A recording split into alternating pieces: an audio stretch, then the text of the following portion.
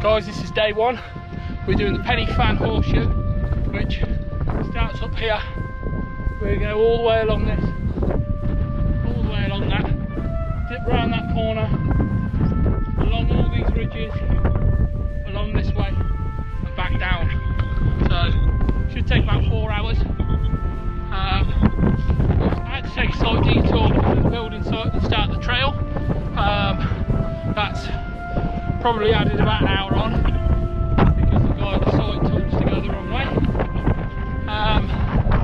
But we're going good. It's a bit windy.